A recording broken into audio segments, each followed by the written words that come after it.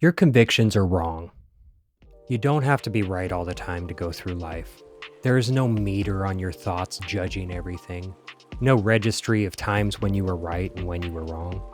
Moreover, there is no time when everything that you believe is correct. If you come upon that time, then you will morph into a god. The real trick is to decide to question everything that you believe at all times. Again, being able to do this would make you a god.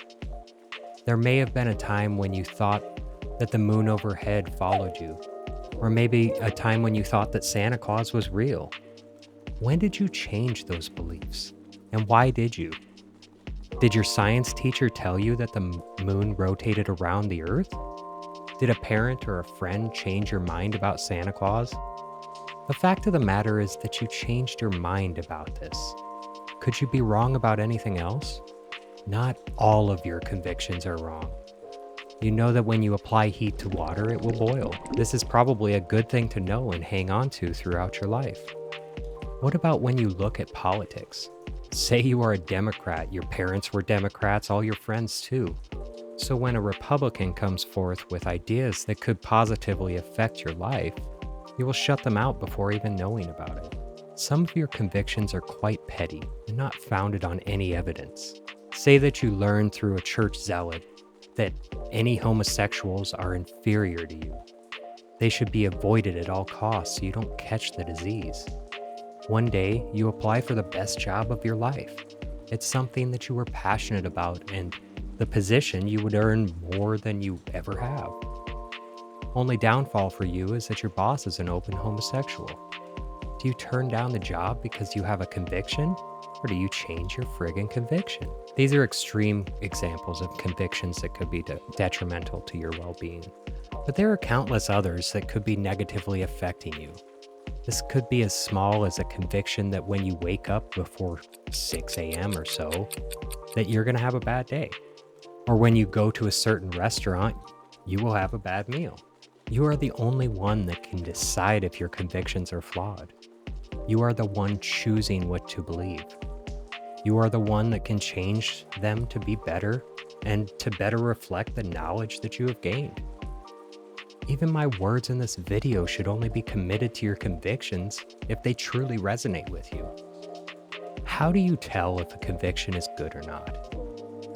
Step 1. Recognize your convictions. Make sure that they are actually convictions and not just thoughts that you can easily change. A thought could be something like, I believe that when I go outside it will be cold. You believe this because it's dark and gloomy when you look out your window.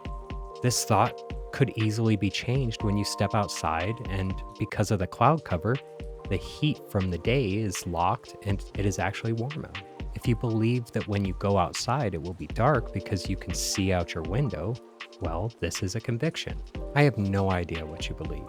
I do, however, have one conviction about you right now.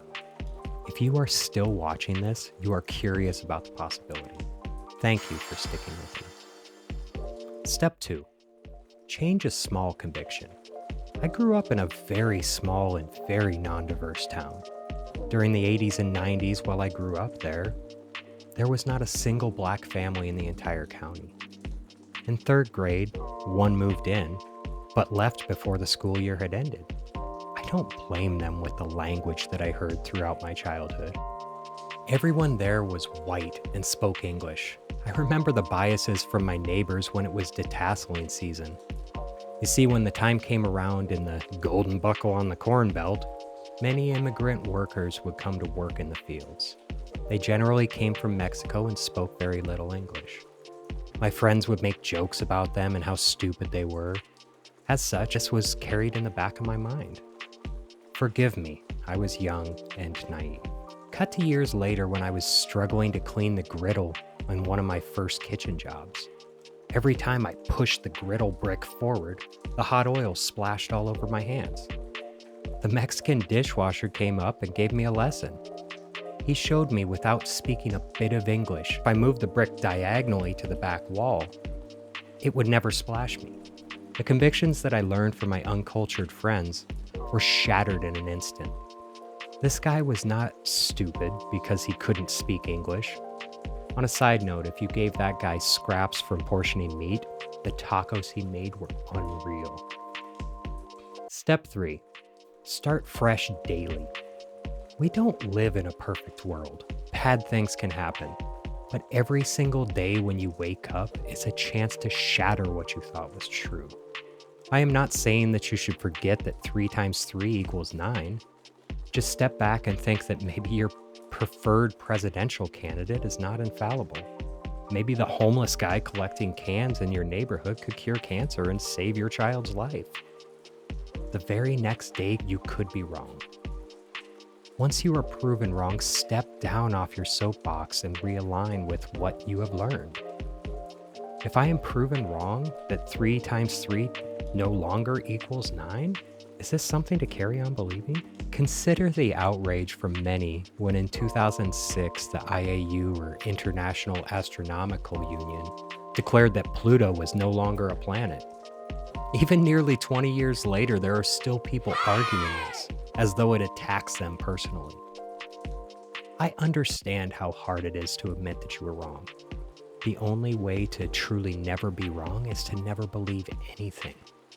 Ever. I have been and will continue to try to live without harmful convictions. As long as you come from a place of love, please feel free to correct me. What if you die today thinking that farm-working immigrants are all savages and inferior? If you think that your political party is infallible, my thoughts tell me that you're wrong.